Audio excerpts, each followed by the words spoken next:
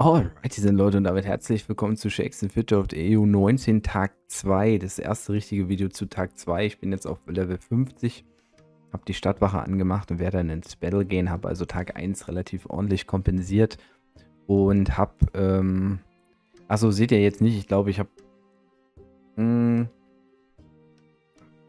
3 kleine Expeditionen oder so jetzt verbraucht bisher und der Rest also noch da, sieht ganz gut aus. Ich wollte jetzt erstmal in diesem ersten Teil des Videos einem Spieler mal huldigen. Das ist nämlich der Spieler Sergeant Justy. Der ist der erste Spieler, der jetzt über die Nacht es geschafft hat, durchgezogen hat auf 75. Jetzt, also beziehungsweise 77 und hat damit die Pets erspielt. Ja, ihr wisst ja, ich liebe die Pets. Deshalb GZ an Justy und das Geile ist, der ist sogar Assassine. Und Assassine ja ist mein Main-Char, hat auch mal so ein bisschen extra Liebe. Ja, es bringt ihn keiner was, es wird keiner mehr wissen am Ende, dass er der Erste war mit den Pets, aber trotzdem will ich jetzt mal diesen Umstand huldigen. Spielt hier einen guten Char und hat natürlich jetzt auch durch die Pets auch Boni drin, ja, in seinen Werten, die ihn auch nochmal ein bisschen unterstützen werden. Aber ja, im Laufe von Tag 2, da werden sehr viele Spieler folgen, als auch ich. Mein Ziel ist es, bis Mittag das zu schaffen, damit ich genügend Zeit habe, mit bestenfalls auch genügend Rest-Alu noch, vielleicht das ein oder andere Pet zu finden, was ich nicht zum Start finde. Das wird tricky, weil wir natürlich schon Expeditionen angefangen haben. Kann sein, dass es nicht super gut klappt, wäre aber wichtig für den Pet-Progress in der Pet-Ehrenhalle sozusagen, ja. Deshalb schauen wir mal, wie es wird. Oder was wird. Ja, und Tag 2 nähert sich dem Ende. Ich bin jetzt bei Level 81, habe also mein Ziel, die Pets auf jeden Fall erreicht und das schon zum Mittag, was nämlich wichtig war. Gehen wir gleich nochmal rein. Als erstes will ich aber mal in die Pet-Ehrenhalle gehen. Wir haben ja Sergeant Justy gehuldigt, dass er der Erste war mit den Pets. Und jetzt sind ein paar mehr Leute dabei. Interessant ist aber, es sind von den 20 Leuten nur 6, die nicht bei dem Pilzhasser sind. Man Has No Name ist auch erst kürzlich hinzugekommen. Er ist auf 79 gerade. Der war vor einer halben Stunde noch nicht dabei. Kesey war sehr zeitig dabei. Kev und Cruiser, Nekromant waren sehr zeitig dabei. Ansonsten halt wirklich fast alle von den Pilzhassern. Und das ist eine Konstellation, die gab es so auf EU 18 nicht. Und die wird es auch auf EU 20 nicht geben. Da werden schon mehr Leute zu dieser Zeit die Pets haben. Das kann für die Ehrenhalle Top-Platzierung ziemlich relevant werden, weil natürlich alle Spieler von den Pilzhassern können sich selber ja gar nicht finden. Das heißt, sie finden nur die gleichen Leute. Und wenn jemand da ein bisschen schlechter gespielt hat, dann würde er oft verlieren. Hat jemand aber sehr gut gespielt, würde vielleicht oft auch die Defenses gewinnen. So habe ich gegen Kev einmal gespielt und verloren. Und 4-mal gegen Casey hat er aber gewonnen. Trotzdem ist Casey vor mir, weil er halt seine Attacks gewonnen hat gegen keine Ahnung wen von denen hier. Und ja, es ist auch noch zu früh, um zu sagen, wer da jetzt wirklich gut gespielt hat oder wer da nicht gut gespielt hat. Meine Taktik wird es auf jeden Fall sein, ja, dass ich auf Pet-Defenses gehe. Also bisher hatte ich noch keine einzige Pet-Defense drin. Ich gucke immer mal in mein Postfach rein. Man sieht wahrscheinlich man sieht sogar noch meine Attacks. Die sind gerade noch drin. Also Kev hatte, ja, bei Kev war ich mir halt nicht sicher. Ich habe es halt riskiert mit Tink auf Stufe 4. Hatte ich leider Nachteil. Wusste nicht, hat er Gulps vielleicht oder hat er doch Pyrophibus. Ich habe gehofft, er hatte Gulps einfach. Das war halt auch meine zweite Attack. Ich hatte noch viel zur Auswahl und ja, es war halt ein unlucky Fight, muss man sagen, ja. Minus 38, also wenn ich da noch überlebe und dann hätte ich auch gewinnen können, ja.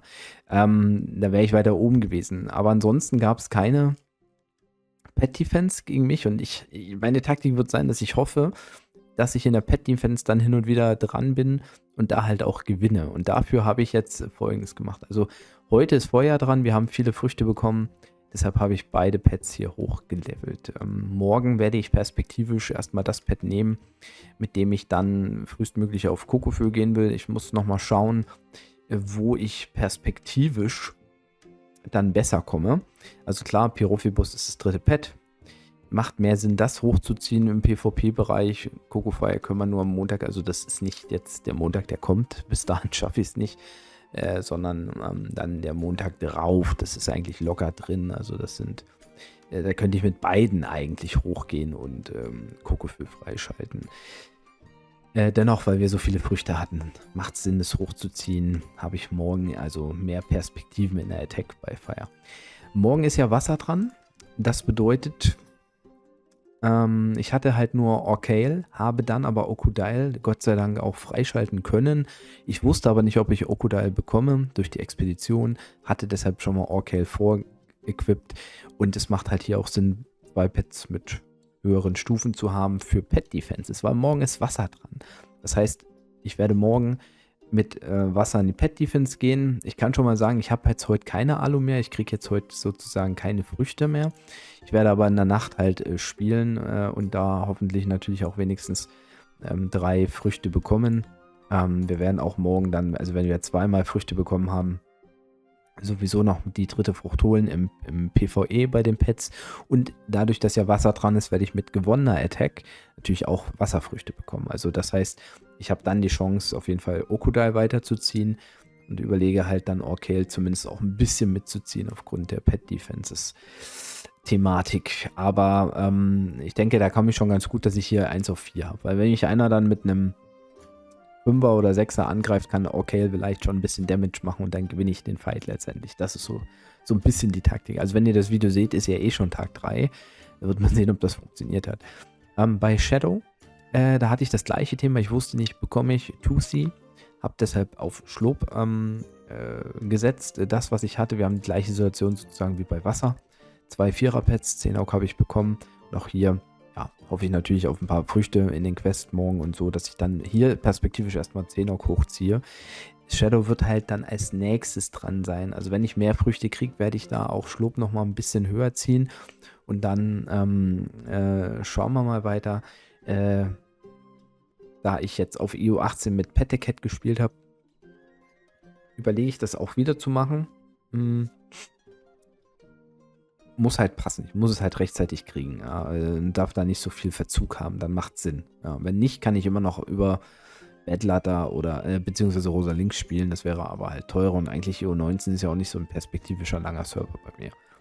Ja, bei Licht und Earth habe ich tagsüber ja schon die Pets bekommen. Ich habe auch eigentlich zum Beispiel das Pet hätte ich noch kriegen können, habe mich aber für einen Früchtekorb entschieden. Ja, hier gehe ich jetzt nicht rein, auf Shagil noch mitzuziehen, weil das macht jetzt im Moment erstmal wenig Sinn. Ich habe das auf anderen Servern auch nicht gemacht. Hatte zwar das Gefühl, dass es mir am Anfang was gebracht hat, aber hinten raus gewinnt so ein Bofox auf 100 halt schon jetzt im PvP echt gute Punkte. Genauso wie bei Erde. Also da überlege ich noch, wie und wann ich da reingehe. Vielleicht noch ein zweites Pet ein bisschen hochzuziehen.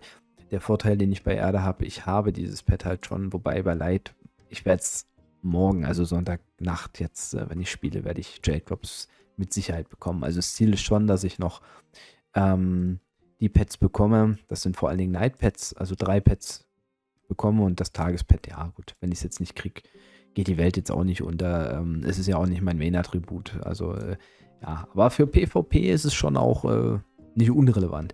Was wir jetzt halt sehen noch zum Abschluss, Casey, der hat jetzt Fire auf 6 bei 3 Pets. Das bedeutet 4-4-1. Also so wie bei mir. Hier bei, Quatsch, habe ich ja gar nicht. Hier bei Erde. 4-1-1 macht 6. Also so hat er das bei Feuer. Jetzt hochgespielt. Das heißt, bei mir würde jetzt eine 9 stehen. Also jeder, der mich jetzt sieht, morgen auch, der mich bei Wasser sieht, wird feststellen, Stufe 8 bei 2 Pets. Und wenn er mitrechnet, wird er wissen, dass ich 2 4er-Pets habe. Es sei denn, ich habe sogar schon hochgezogen. Der einzige Nachteil natürlich jetzt tatsächlich, wo ich sehe, ist, dass das ein Tagespet ist. Das heißt, in der Verteidigung werde ich nur mit 2 Pets generieren. Und ja, dem Pet, was man halt noch nicht besitzt, obwohl man es freigeschalten hat, ja, das gibt halt einen Stat-Boost für die Pets und das macht natürlich dann auch Sinn in den Fights. Das ist der einzige Nachteil, den ich habe, dass ich eben tatsächlich dort schlechter aussehe. Bei Schatten wird es dann besser sein. Ja, mal gucken. Ich muss dann eh sehen, wie es ist. Man braucht auch ein bisschen Glück, je nachdem, wer mich angreift, mit welchen Pets, wie weit hat er schon gelevelt. Habe ich vielleicht das Glück, dass einer auch da nicht so aufpasst. Ne? Also der Vorteil, in der Ehrenhalle weit oben zu stehen, ist halt eh im Moment noch irrelevant, weil halt gar nicht so viele mögliche Gegner da sind. Ja, ja, keine Ahnung. Und wenn halt hier auch von den Leuten ein paar Leute, also ein paar das nicht so gut mitspielen, dann haben die anderen in der Ehrenhalle eh einen Vorteil und werden viel mehr Ehre generieren. Ja. Das, dafür kennen wir die Leute vielleicht. Man kann sich eher merken, wer hat welche Pets schon hochgelevelt und so. Also das wird eine Situation, wie gesagt, sein. Jetzt ist der nächste schon hinzugekommen. Das gibt jetzt mehr Varianzen für alle Pilzhasser auf jeden Fall. Perspektivisch sind vielleicht die jetzt auch im Nachteil. Wenn ich jetzt Sir Jellington morgen zum Beispiel kriege, gehe ich davon aus, dass ich ihn besiegen könnte. Ja. Vor allen Dingen, oder wenn er mich angreifen muss auf Wasser. Also das ist so ein bisschen das Ding. Das werden wir sehen. Ich selber habe ja, wie gesagt, keine Ahnung mehr. Ich werde jetzt noch auf 85 hochspielen, Heiligen Gral SA machen. Und ansonsten, ja, die restlichen Level-Thematiken gehe ich morgen an. Es gibt ja natürlich hier Profil 1, 2, 3, der Kollege vom Kepso, was ich jetzt gesehen habe, und Alter Davalon, die sehr hoch gelevelt haben. Ja, da kamen schon Fragen in gewissen Twitch-Chats, die müssten doch die Unterwelt haben, warum haben sie sie noch nicht? Es kann niemand an Tag 2 die Unterwelt haben, auch, also selbst an Tag 3 ist schon heftig, das irgendwie zu schaffen, weil halt noch gar keine Ressourcen gefarmt werden können. Also es kann überhaupt ab Tag 3, 16 Uhr obwohl 16 Uhr ist auch nicht drin, eher 17, 18 Uhr, je nachdem wann die Stufen 25 geworden sind, kann man dann überhaupt das Ressourcen farmen, um dann richtig fett reinzugehen. Also Tag 3 Unterwelt ist, glaube ich, ohne Events auch nicht drin. Tag 4 vielleicht, das weiß ich jetzt nicht. Aber die Unterwelt ist für Level 220 an Tag 3 nicht relevant. Die Unterwelt ist eher relevant für Level 300er Rekorde. Da braucht man das dann schon. Und es ist halt geil. Ich glaube, er hat das auch alles gestreamt auf Twitch. Weiß gar nicht, hier steht es drin. Ich habe ihn nicht gefunden, übernahm, weil er 2i drin hat. Also mittlerweile habe ich ihn schon gefunden, aber ja, er hat halt natürlich eine dezente Menge an Pilze dafür ausgeben müssen, aber man braucht halt auch viel Zeit, viel Disziplin, Know-how. Man muss wissen, wo geht man rein, welcher Step kommt als nächstes. Das ist eine Sache, also wenn ich das versuchen würde, ich habe es schon öfter erwähnt, ich könnte es vermutlich schaffen, ich würde aber höchstwahrscheinlich mehr Pilze ausgeben als zum Beispiel als ein Davalon oder so, der halt auch viel mehr Erfahrung hat. Also ich habe theoretische Erfahrung, praktisch ist halt auch das Zeitthema immer so schwierig, und wenn man dann unter Stress gerät oder so und dann sinnlose Fehler macht oder dann zum Beispiel auch wann equipt man was. In der Theorie weiß ich es, aber ist es wirklich der effektivste Weg? Ich weiß es nicht. Dementsprechend ja, hatte ich eigentlich nie vor, das zu machen, und werde es auch höchstwahrscheinlich perspektivisch nie machen. Aber ich sag mal, morgen, ja, man muss eigentlich nur noch einen Schlüssel finden, so ein bisschen über die Alu. Das heißt, das werde ich versuchen, alles schon in der Nacht zu machen. Also, dass ich Schlüssel plus Pets darüber finde. Ja, dann ist man dann morgen auch auf 120 oder so. Also, das jetzt hier, die jetzt hier bei 106, 107, 108 stehen, haben vielleicht den letzten Dungeon nicht rechtzeitig geklärt und haben jetzt keine Alu mehr frei, um auf 110 zu spielen, oder kommen halt nicht durch den Dungeon durch. Es ist dann eigentlich, also der Step dahin ist eigentlich machbar. Das sind halt ein oder zwei Magier, die da ein bisschen blocken. Aber da kann man schon hinkommen, beziehungsweise muss man dann halt den Vulkangeist noch clearen. Und wenn man den schon geklärt hat und eben keine Alu mehr übrig hat, dann muss man das dann an Tag 3 machen. Also die Leute werden alle auf 120, 130 gehen mindestens, die jetzt hier schon auf über 100 sind. Und dann kommen sicherlich noch ein paar andere möglicherweise dazu. In der Breite ist der Server halt nicht so stark, wie auch erwartet.